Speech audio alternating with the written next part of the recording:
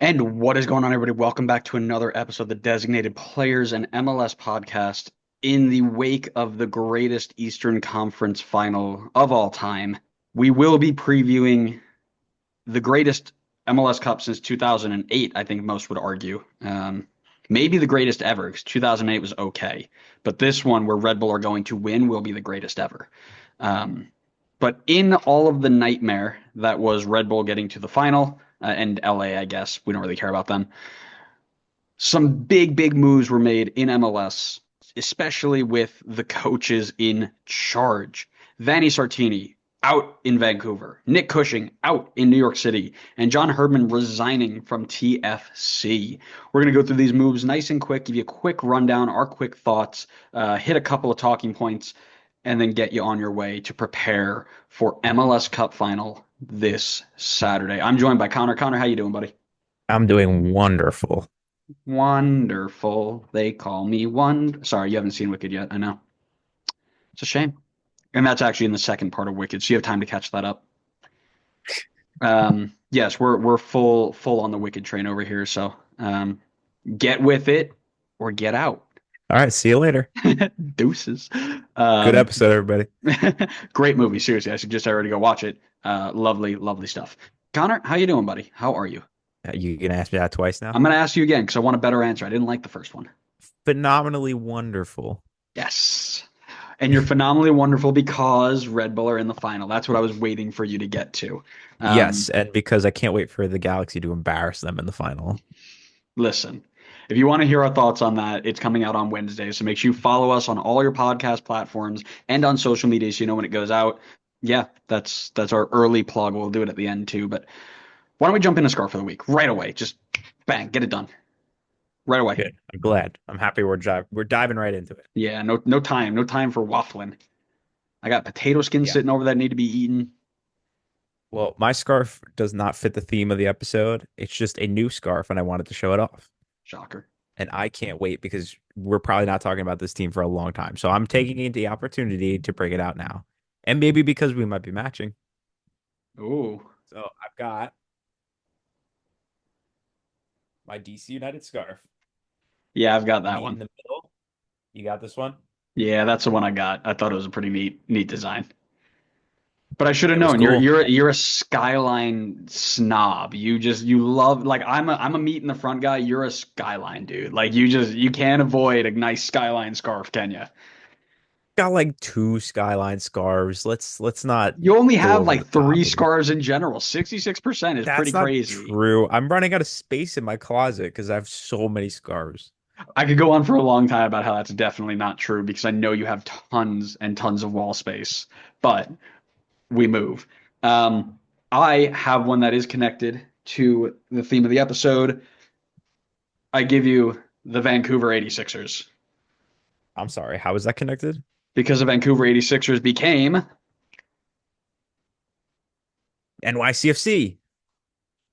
so close. They actually packed it up. I'm trying to explain to you the lore of Vancouver 86ers and you are sneezing on me. I'm Unbelievable. allergic to you going on tangents. I was trying to tell you that they packed it up and actually moved over to rival Toronto and became Toronto FC.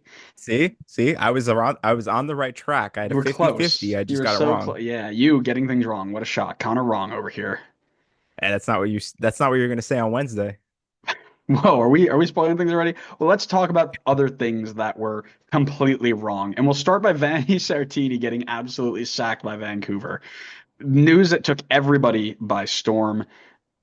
Vancouver, after becoming one of the most going through one of the most relevant time periods in their existence, right? They joined in 2011, and since then, were basically nobody cared about them outside of when Camilo Sanvezo won MLS Golden Boot once and then bounced.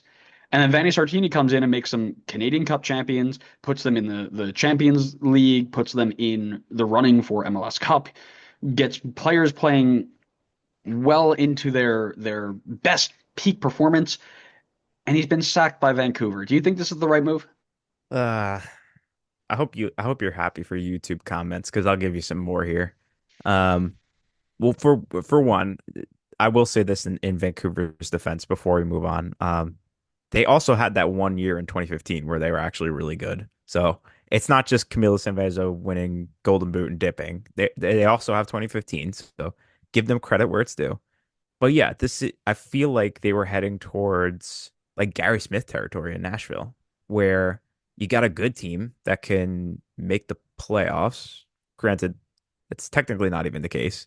And they kind of fizzle out at that point because, yeah, sure, Vancouver's won Canadian championship 3 times in a row. It's also not exactly the strongest competition right now because Toronto haven't been very good and Montreal have been okay at best, like a borderline play-in playoff team. So they were the best, I feel like, on paper heading into or based on 2023 and 2024. So I'd say those two they should be winning. They did, which is a credit to him. I'm not saying he shouldn't get deserve to get the honors of winning that competition, but he got them to mid-table finishes in the Western Conference, getting them into the playoffs. That's good. Like a little bit of consistency here at 2023 and 2024. But that's as far as it went. I mean, it never went past round one. They haven't been to a quarterfinal of the playoffs since 2017. So I think the team, maybe it's a mistake. I don't know. I mean, I think he's got players playing well. We've seen what Brian White and Ryan Gauld have brought to the table. He can clearly get things out of players and make them play well. But maybe it's on the front office that this should be more focused on than Vanni Sartini. Have they supplied him with the right resources to take that next step and start winning playoff games and start challenging higher up in the Western Conference?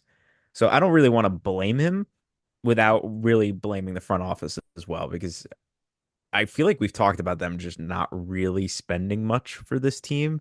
And like anytime they have any semblance of a good player, they just sell them like almost immediately. So I think it's in that regard, it's harsh on Vanny for not really giving him the right resources to fully challenge. But it did seem like they were kind of stuck in like mid-table Western Conference. For me, I don't believe it's the right move yet. I don't disagree with you that they were trending towards Gary Smith territory. I actually, my first instinct was like, what a terrible decision because Vanni Sartini's is vibes point oh. Like when you're looking for, forget the game, forget the tactics or the players. You need somebody to give you vibes. Vanni Sartini's the guy. You need a quote machine. Vanni Sartini's your guy, right? But I started doing just a quick look. Like he came in 2021 all the way through now. Vancouver were bottom five, bottom half, bottom six, bottom half, or bottom third, rather, in payroll.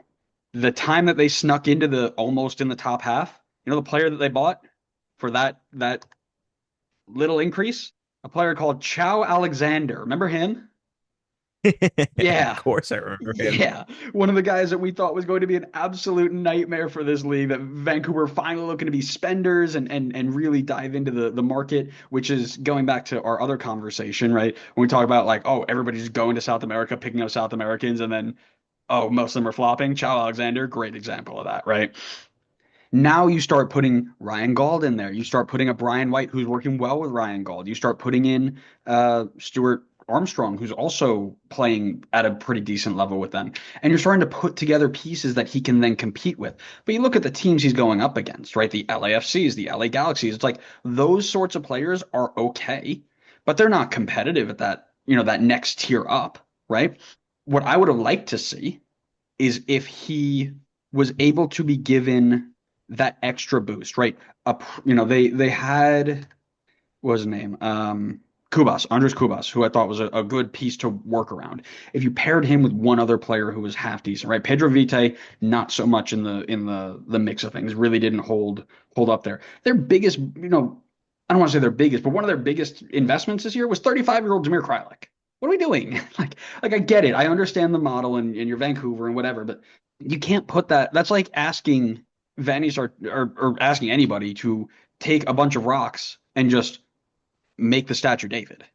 You just don't do that with just a bunch of rocks. You need something special to do that, right? So I don't believe that the group that he had reflected or the group that he had. I don't think he could have gotten out of them what Vancouver I think was expecting, and that can I be think that's argued. fair.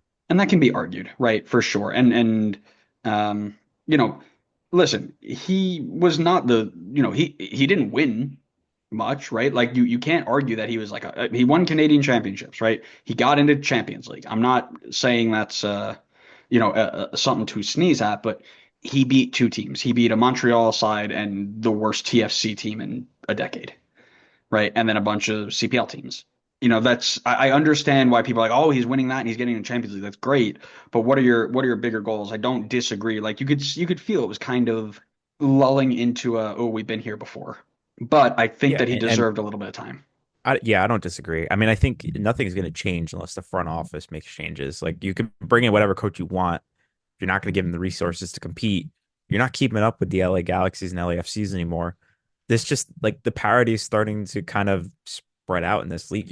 You're just not going to be able to get by with not spending anymore. And Hmm. Vancouver's going to have to change that unless they want to just keep repeating this. And the one thing I will say though is, you could talk about you're like, oh, we're consistently getting into the CONCACAF Champions League, and I think that's great. But it's like, what are you doing in the CONCACAF Champions League? It's like, okay, we're getting there a bunch of times. How do we take that next step and actually be competitive in it? And they did a pretty good job in 2023. They made it to the quarterfinals, but then 2024 first round knockout. So it's like, all right, well, if that happens again next year, then it's like, all right, at what point are we like, great, we can win this basically three-team tournament and make it into CONCACAF Champions League where we're just going to get smoked again Hmm. because we're not investing in the team. So, Well, and uh, I think you made a really good point too about the turnover that this team has, right? And we joked about it before with Beta. Like I remember Imbom Huang, right? Remember when Adam was still here, we were talking about him as like, oh, this dude's lighting it up, and we were all hyped. And then like 2 weeks later, he was spacking, right? And that was like the vibe of this team. I just went through some of their top departures, right? Chow Alexander, we just talked about. Julian Gressel was not happy there, so you had one of the best attacking wingbacks in MLS had to leave. You had to replace him. Sergio Cordova, one of their, attacking players that was supposed to balance out Brian White in any way, shape, or form, was sold. And then Simon Bichère, who was supposed to be the next guy up, got hot for like 2 minutes. They sold him for 400K, and then he was brought back. St. Louis has him now, and he torched up St. Louis. He scored like 7 goals in like 10 games or something like that. It's like what I understand the profile, right? I'm a Red Bull supporter. I get the whole like use youth for profit or whatever, but you also then can't ask your coach to perform miracles. I just think it's rough. yeah, I think Sartini's a guy where I'm not usually in favor of like, oh, let's give these other MLS coaches like let's keep I know you're rotating a MLS hater coaches of a after they've been recycle. fired. Yeah, well, I don't mind the recycle if the coach has been successful. I don't like the recycle if the coach has not been successful. I think Sartini's one where I would want to see him get another chance with another team, one that's going to like properly back him up and spend. So You hopefully know, he gets that opportunity. you know who has a ton of money sitting around and has no problem spending? I'm not going to go that far yet. Let's see what Atlanta happens. United would be a great fit. Can you just I'm imagine not Atlanta fully United? I'm not fully against it, but like he's also not my top choice. Just imagine, right? Like you've got Atlanta United, you've got like all of these high level players in Van Nistelrooy, and he's just on the sideline, like in a tracksuit, walking off the field, like giving all these like s- things we can't even say on air to the referees, like just such scenes. That's actually a really good transition point, though. We've been talking about this roster, how we think it's underbuilt and underdeveloped. Is there anybody that this group can bring in that will actually get this roster to where they want to be, or is this going to be just a cycle of the Red Bull system where you can't win MLS Cup with 19 teenagers and one semi decent designated player? Oh, you're out. Next guy up, right? Is there anybody who can get Vancouver up? I honestly don't think so right now because I mean I think about the team and maybe I'm just not thinking about it correctly. Maybe I need to like put some more time into actually like looking into the team. But when I kind of think about their main guys on the team and who's mainly in the mix, getting a lot of minutes and whatnot, I don't even think of a lot of guys that have come through like their academy that have been kind of bursting into the team. Like I know there's obviously like they have the creme de la creme of Alfonso Davies. I mean, no better academy product than that. But otherwise, I just don't think of a lot of guys coming through their academy that have like kind of burst into this team. So I can't even be like, oh, bring in a Jim Curtin because Jim Curtin, he's clearly shown that he can win and win trophies with not a ton of investment and kind of having to do it through the youth system. But that I feel like it was a different scenario where Philly were like having a lot of really good recruits, actively investing in their youth academy.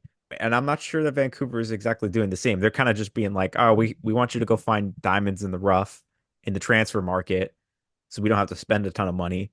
Um, and that's how you're going to build out your team. And I just don't think there's a coach on the market right now that's going to be able to come in and take that same mindset and take them to challenging in the West and winning trophies. So I genuinely, I don't think there's anybody that they can bring in that's going to take them to the next level. I think at best they're getting similar to what they have now, like making the playoffs, but not really challenging further than that. Yeah, no, that's exactly the way I would have put it. But I do think this: you might not get somebody to get their roster better, but think about coaches that you can get that match the vibes. Maurizio Sarri's not coaching anybody right now, and that dude, I feel, would be a complete like level shift for vibes, right? He's out there just 2 packs a day yelling at Ryan Gauld, enough with the fancy stuff. Keep it simple. I think it's funnier to imagine him yelling everything in Italian and nobody having No, any idea what he is saying. you got Takioka in the goal being like, the f is he talking about? What is this guy saying? You wanted to go long? You wanted to go short? What do you want? Oh If man. Vancouver manages to somehow lure Maurizio Sarri to coach the Whitecaps, then I will take back everything I just said about them. That'd be really, really funny. I'm going to look up just because it feels like a place that's going to go former MLS, right? It does. That's just the way it feels. So I'm looking at these coaches. I think they're going to go internal. I mean, that's what they did with Sartini. I think they're going to do that again. Yeah. I mean, I'm looking at this, right? Like maybe a stretch, right? Rob Valentino's available. Rob Valentino, maybe not the best coach, but they're not looking for the best. They're looking for a guy who's going to get the most out of a roster that they don't need to invest in. And what did he just do? He took a roster that had minimal investment after they sold all their players and got them past Inter Miami and nearly into a conference oh, conference final. Conference final. So um, Minimal I'm investment's not a strong word. minimal investment relative to what they're used to having, right? Like he used to be an assistant with again Georgios Giakoumakis and Thiago Almada, and then he was playing Jamal TRA, who they didn't even bring back with no, yeah, Moranchuk was behind him, but Moranchuk needs players around him. That dude doesn't do enough on his own, but that's a different story for another day. Gary Smith is still involved. I'd be interested to Yeah, I see, mean, we were just comparing him to Gary Smith. I mean, might as well just bring him in and right? complete the It transition. it might not be a shock. I don't hate the internal shout either. I don't if I looked up I don't know who it would be. And there's no way you're looking up their internal coaching roster right now. We can figure that out off air. The Vancouver fans can tell us. Michael D'Agostino, Yeah, Yusef here he goes anyway. Daha, Andrew Foster, video analyst. YP Lee is the vice president of Vancouver Whitecaps. What? Who? YP Lee. Remember the when we were doing Oh, the this was back in season 1 and we were doing the we forgot you played here. He was a guy who we forgot played there. He was a left back for Dortmund for a long time. And he played like a season and a half of Vancouver and nobody remembers him. He is now the vice president. That's so funny. We forgot that's you great. played here. We Nobody's forgot gonna know about it because I'm gonna cut all this out. you're a loser. Um, anyways, yeah, I don't think anybody can get this roster to a better spot, but time will tell. Time will tell. Why don't you A tell me about what's going on in NYCFC? no, I'm gonna go to TFC instead because I don't like you transitioning on top of my transitions. But I'm the transition guy. You were not. I hate to break it to you, you are not. I decreed this multiple episodes ago that I was the transition guy. So in the game of football, everybody's got roles and responsibilities. Yours are to sit there and sound dumb, right? That's your job. Well, I already do that to perfection, so I'm trying to expand my game a little bit. Your resume doesn't need expanding. Nobody else is looking for podcast hosts. I'm sorry. Not Um, yet. Spinoff Connor's solo series. I mean, the season's wrapping up, free agents, the transfer market's gonna be hot coming in the next season. Yeah, I'll hit up I'll hit up the designated pundits. I'm sure they need another one for you. It'd be easy transition for me. Basically the Yeah. same name. All right. Well, let's go to New York. Red Bull have sent many a coach packing. Ah, here we go. None greater than the Jose Mourinho 2015 saga where he got walked by Red Bull 2, Tyler Adams, Sean Davis, and co. And then 3 weeks later was fired by Chelsea. What a great series. And now Nick Cushing is added to that list after the embarrassing performance on the baseball field to their rivals in the playoffs. Nick Cushing, who 2 weeks ago basically put it in stone that he was coming back next year no matter what, is now walking. Would you consider his tenure successful? Do you think his time in New York City was something that you can say, yep, that was all right? No. I mean, I don't I think it's hard to blame him a ton because that team got gutted. And I think he was just kind of working with what he was left over with. And I think the investments weren't exactly the smartest, but I mean, that's another story in another episode. But I mean, he came in for the 2023 season where they missed the playoffs. And then this season, I don't want to say just gets them in, but he gets them in comfortably, but not high up. I mean, sixth in the Eastern Conference and gets bounced by their rivals in the second round. No trophies to show for as far as I remember, unless I missed something from the season. So He had the Campeones Cup in 21-22, which, as you and as an Atlanta fan know, is very, very important. did he win that though? Because he started in like November 2022. Yeah, he has it as a caretaker manager. Okay. Well, Mickey Mouse Trophy anyway, unless we're talking about Atlanta. No, I mean, I wouldn't say it was successful, but again, I don't fully put the blame on him because I don't think the investments have been very good for this team. Not that they haven't tried, they've spent money. It was just more long term, and he was going to get screwed over in the short term with, spending 8 million on like Ojeda. It's like an 18-year-old. He's not going to come onto the scene and just destroy everything. Like that's a project that's going to take some time, and I think for him to save his job, he needed more stuff in the short term, and I don't think they backed him as much as they could have in that regard, especially when you lose a lot of key players over the few seasons right before he joins. So definitely not successful, but I don't fully blame him. I could not disagree more. I think that he was a, I won't use total failure because I don't think anybody's a total failure, but this man got given like high eight figures in transfer fees for players that were supposed to make a difference in their attack. They brought in Mijatovic, Bakrar, Alonso Martinez did step up. Hannes Wolf has been okay. Julian Fernandez, Augustine Ojeda. Yes, all players who take up there are three positions for those eight players that I just listed. You can't play them all, right? But you were supposed to find a way to get all of that investment to work. And if your biggest highlight for that is one playoff win against an FCC side that was slumping and you needed penalties to do it over 3 years, and that's not to mention, right, the Tyus Magno moves. And actually, let me pull these up here while we're Okay, well then I'll jump in while you pull it up because I yeah, have I it got up on my end. I mean, it's that's like 23 million, 23 million, 24 million in this past year. They bought in Matthias Pellegrini, nice. 8 million 2 years before that. And then he came in midway 2021, right? Was that the what we decided? Or that no, he came in at the end of 2022. end of 2022, I'm sorry. So he came in, no, caretaker midway 2022. So he took over in mid 2022. Yeah, not midway 2022. He was. It says so. Ronnie Dylo left in. Oh, maybe he was. Oh, okay. So no, he was sorry. He was the interim midway, and then he became full time at the end of Yeah, the year. and what's the phrase that follows something like that? I have no idea. You were right. Thank you. Well, you said 2021 at first, so you Correct. were And then I said, wait, no, correct me. And then you okay, tried and to then and you I got it wrong. corrected myself too. So So he inherited a team with Thiago Andrade, Tyus Magno, Malte Amundsen, who is no longer on the team but came in that way. Nicholas Acevedo, Keaton Parks, or in terms of like big moves, right? Then he came in and they gave him Gabby Pereira, Thiago Martins.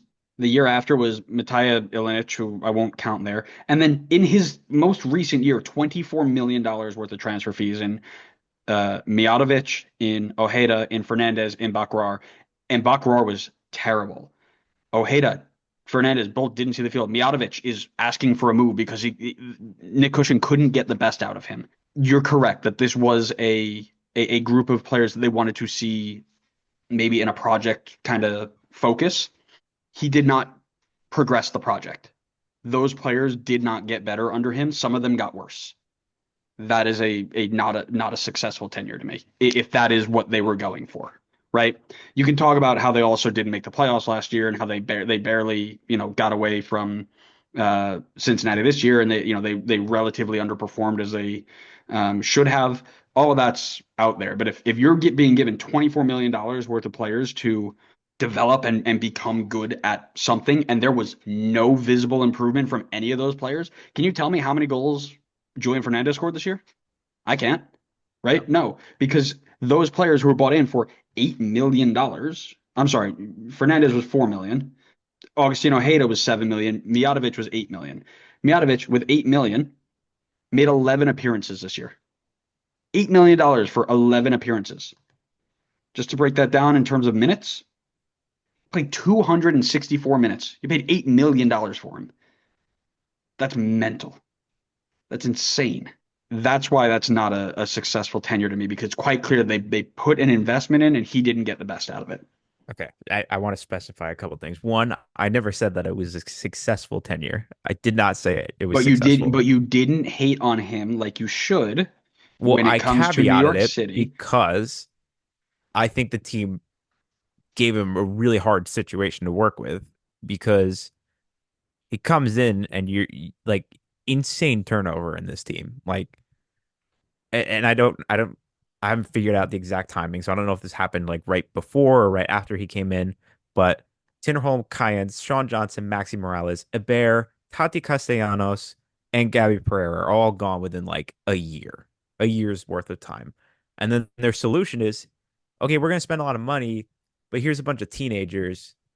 Go figure out how to win now. Like we just took out all these key players that were taking up a lot of minutes and being really successful. Go redo everything, and here are a bunch of teenagers to get it done with. It's like I think you can make a point to what you were saying, where guys got worse under him, and I don't think that's a good sign of him in terms of his success.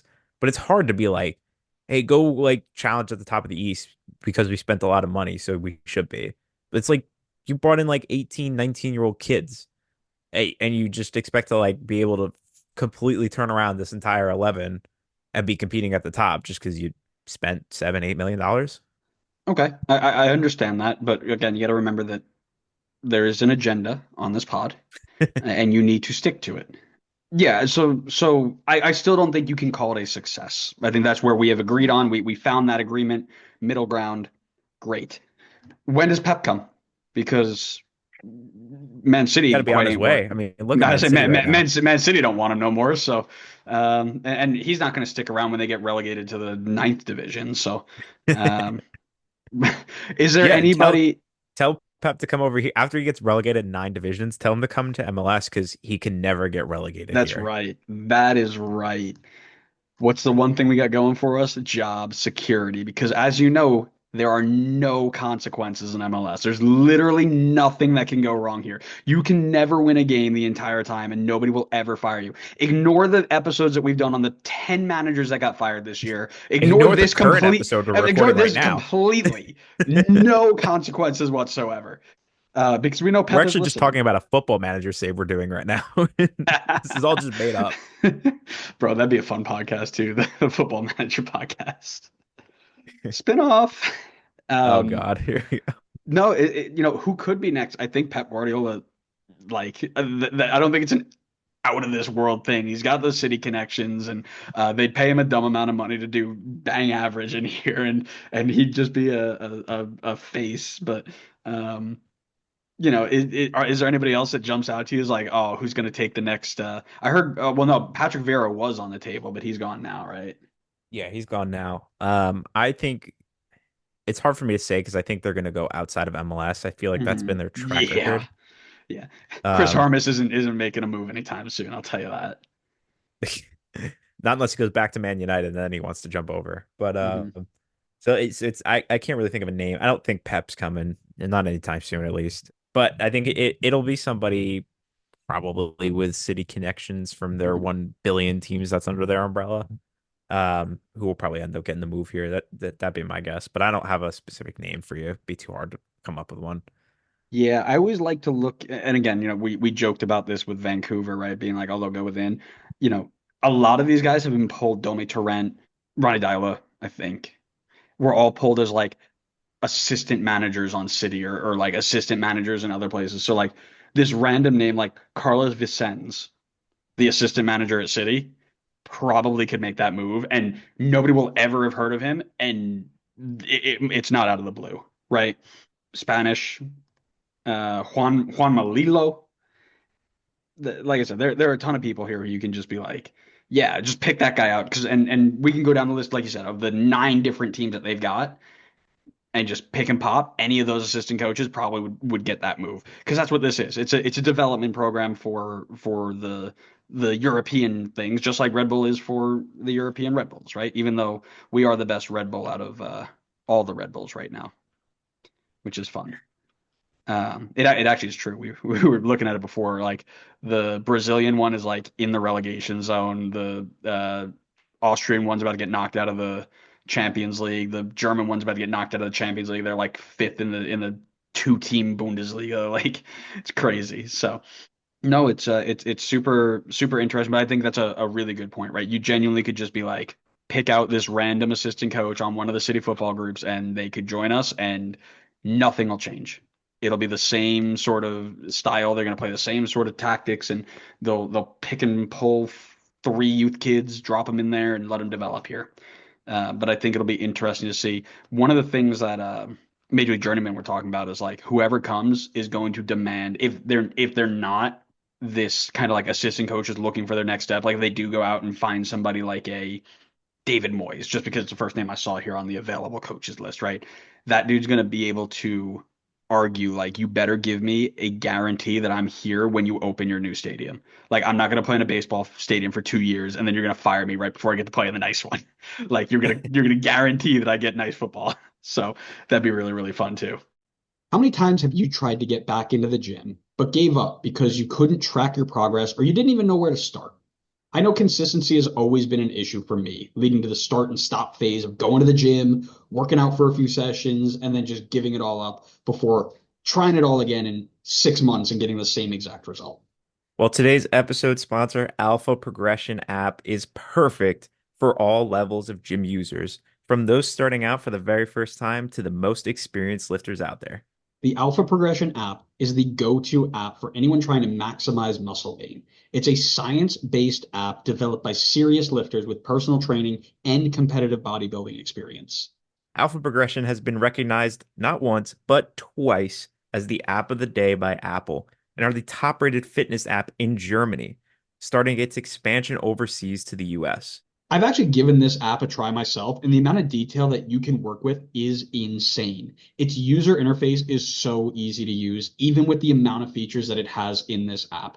You can choose from a quick workout logger or have the app build you a plan based on the type of training you want, the muscle groups you want to focus on, how often you plan to work out, even the splits of what you want to work out and what you want to hit on which days. It is so in depth, it's crazy. There are over 1,000 trillion input combinations, so you will never get bored doing the same workouts day after day, and the quality is amazing. The plans they created measure up to the best personal trainers in the world. Even professionals who cost $500 per month say that they set their plans up the same way Alpha Progression does. And not to mention, their algorithm continues to track you as you work out, and it links your workouts together, recommending solid progressions to ensure long-term success. Instead of paying trainers who cost $7,000 a year, you can get the Alpha Progression app for just $12.99 a month or $80 a year. I'm no mathematician, but that's almost 90% less than what you would pay those overpriced trainers. Are you not sold yet? Sign up with a 2-week free trial to see if it works for you. And once you are hooked and ready for the full thing, get yourself 20% off the first payment with our discount code. Head over to alphaprogression.com/ the DP pod, save some money, and start working to your dream self today. Well, speaking of people who get unceremoniously let go, John Herdman, Toronto FC. After a single year in charge of Toronto FC, John Herdman has resigned his position. Not fired, he was resigned. And I just want to read this out. On behalf of the entire organization, I thank John for his commitment to Toronto FC and for the important strides the club during his time as head coach have made. John's passion for the game and dedication is evident to all those who had worked with, and we wish him and his family the best. Blah, blah, blah. Herdman was named head coach in August 2023, resigned in December 2024. During his tenure, he guided the Reds to the League's Cup group stage, which everybody makes, by the way, and the Canadian Championship final, which means he beat a single decent team, maybe. Did they play Montreal? I think they did. I don't know. I'm not sure. We could Um, just say at most they played one decent team. yes, and that is really funny. What's not included in there is this idea that the drone scandal from his time with the Canadian national team was probably hanging over his head. Get it? Kind Like of like a drone. drones. Yeah, like a drone. Nice. Anybody who has a semblance of what has gone on with the Canadian drone scandal has, they saw this coming when the women's coach resigned and was basically like, I am not going to talk about this anymore. I'm going to resign my position. And when the timeline started matching up, you knew Herdman was probably coming next. So the question is, while this hangs over his head, will it also hang over TFC's head, or will they be able to move on from this? It's a tough one because I mean we talked about Toronto at the end of the year, and I felt like they had done a good job with what they had, considering like Herdman was coming into a dumpster fire, right? And like I'll use Caleb Porter as another example, another guy going into a dumpster fire. And Porter clearly showed that he couldn't handle the dumpster fire. He couldn't get it under control. But Herdman came in and I think he did a pretty good job handling the mess that Toronto was in. And sure, he didn't get them into the playoffs. I think that would be a huge ask for him to turn around this team all of a sudden. But I think he did a good job with finding a couple pieces in this team that look promising, being able to get some bits out of the Italian duo before they probably inevitably dip back to Italy. And I felt like they had stuff going in the right direction under Herdman. And now that progress kind of gets halted a little bit. And it's not that Toronto can't continue that progress forward under a new coach, but now it's certainly a lot more question marks around it.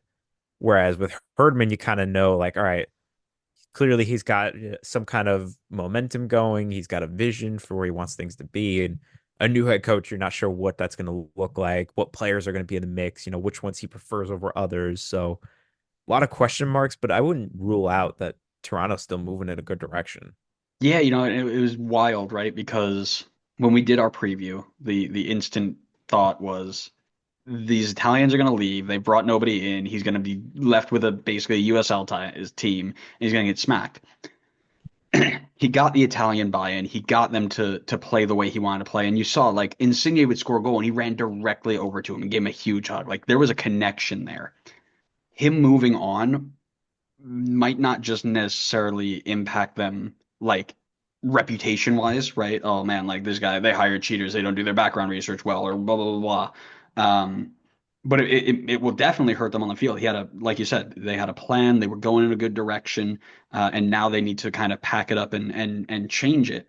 It is. I'm just scrolling through the Reddit post in r/MLS, and it is really, really funny looking at all the Toronto fans. And I say funny with a grain of salt, but like who are just like, here we go again. Who's going to take this job? I think they said in their 11 years of existence, in Toronto's FC's 18 seasons, they've had one manager last more than 2 years, and that's Greg Vanney. It is just a recycling door of nonsense.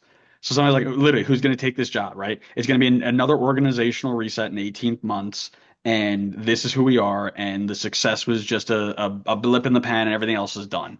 Um, and that's kind of where I see this going is like, what reset are you going to need to do to fix this?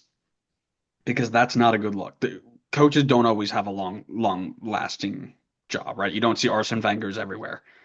But man, that is not a great look for a team that's been around for almost 2 decades to have one guy last more than 2 years. That's crazy. And One that's of the, and that's not a good look for incumbent managers. Like, why are you yeah, going to like want to why go to would, a team where it's just a rotating door? It's like, I yeah, want some job security, you yeah, know? literally. They're like, oh yeah, are you going to be the guy to do this? By the way, you get 4 games. It's like being the manager at Chelsea. You get 4 games. If you can't get these guys to play like Man City, see ya. Well, who better to play like Man City than someone from Man City? So maybe Whoa. that's the direction they need to go. You trying to play Um, like Napoli? Go to Napoli, coach. well, there was something in the press release that John Herdman mentioned that they laid out the future plan for him, and he stepped away. Kind of they that was juxtaposed together, almost as if suggesting they laid it out for him, he didn't like it, and he moved. What could that possibly be for him to be like, nah, this is too much for me, I'm done? What changed in a year?